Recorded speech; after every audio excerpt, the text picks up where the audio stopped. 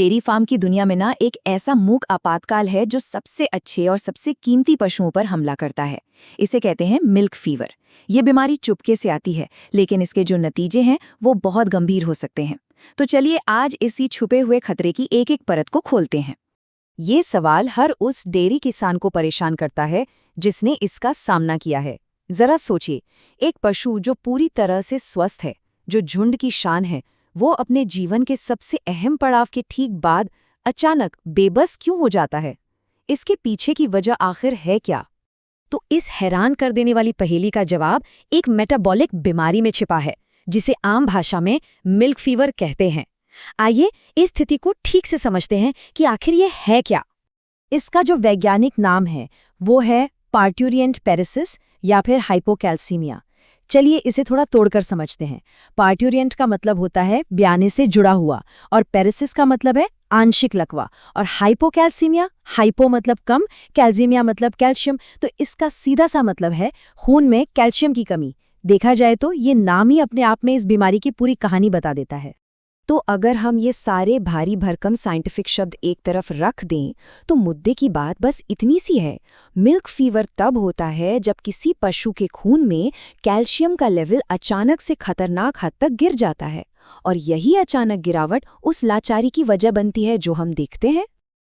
लेकिन सवाल तो ये है कि आखिर ये कैल्शियम अचानक इतना कम हो क्यों जाता है?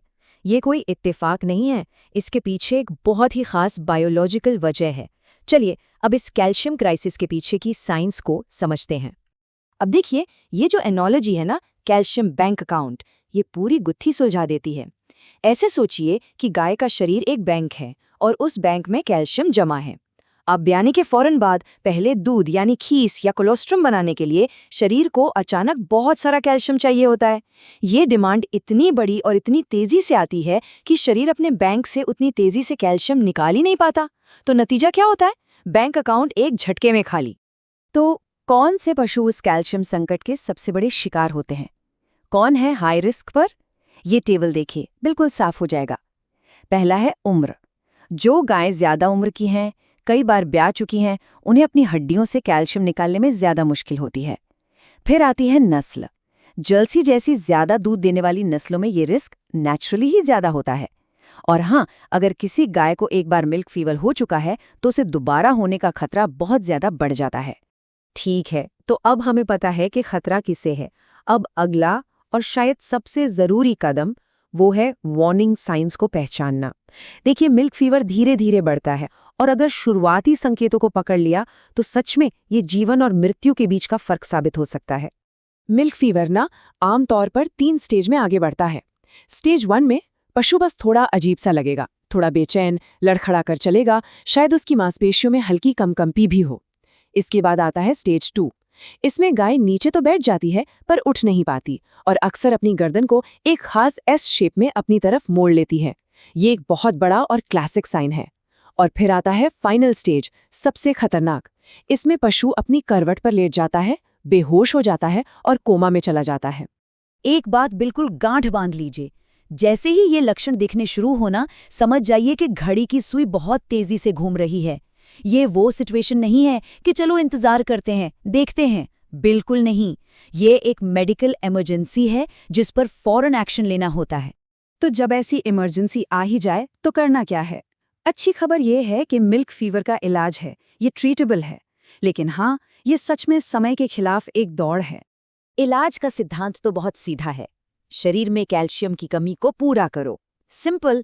लेकिन ये जो बात यहाँ लिखी है, ये एक बहुत बड़ी चेतावनी है। ये काम सही तरीके से होना चाहिए। अगर कैल्शियम बहुत तेजी से दे दिया गया तो वो पशु के दिल के लिए जानलेवा हो सकता है। मतलब गलत इलाज बीमारी जितना ही खतरनाक है। तो फिर सही तरीका क्या है? स्टेप बाय स्टेप समझते हैं। स्टेप 1 और सबसे जरूरी, फौरन किसी पशु डॉक्टर को बुलाइए। ये कोई घरेलू नुस्खा नहीं है। जब तक डॉक्टर पहुंचते हैं, कोशिश करें कि गाय छाती के बल सीधी बैठी रहे। इससे उसे अफारा या ब्लोटिंग नहीं होगी। डॉक्टर आकर धीरे धीरे नसों के जरिए, मतलब आईवी ड्रिप से कैल्शियम देंगे। और हाँ, इलाज के बाद भी उस पर कड़ी नजर रखनी है, क्योंकि ये बीमारी दोबारा अटैक कर सकती है। इलाज जिंदगी बचा सकता है, इसमें कोई शक नहीं, लेकिन असली जीत तो तब है जब ऐसी नौबत ही ना आए, है ना? तो चलिए अब बात करते हैं प्रिवेंशन की, उन तरीकों की जिनसे हम अपने झुंड को इस बीमारी से बचा सकते हैं। रोकथाम के लिए कुछ बहुत ही कारगर रणनीतियां हैं जो प्रूवन हैं। इनमें सबसे जरूरी है ड्राई पीरियड, यानी ब्याने से पहले का समय। इस दौरान DCAD डाइट का मैनेजमेंट और ब्याने से कुछ हफ्ते पहले कैल्शियम की मात्रा खाने में कम कर देना, ये दोनों चीजें गाय के शरीर को आने वाली बड़ी कैल्शियम डिमांड के लिए तैयार करती हैं। ये तरीके एक तरह से इसके शरीर को जगा देते हैं कि भाई तैयार हो जाओ, जरूरत पड़ने वाली है। और ये कोशिशें कितनी असरदार हैं? ये आंकड़ा देखिए, 90%। ड्राई पीरियड के सही मैनेजमेंट से मिल्क फीवर के 90% तक केस रोके जा सकते हैं। ये बहुत बहुत बड़ा नंबर है। ये दिखाता है कि सही मैनेजमेंट और न्यूट्रिशन में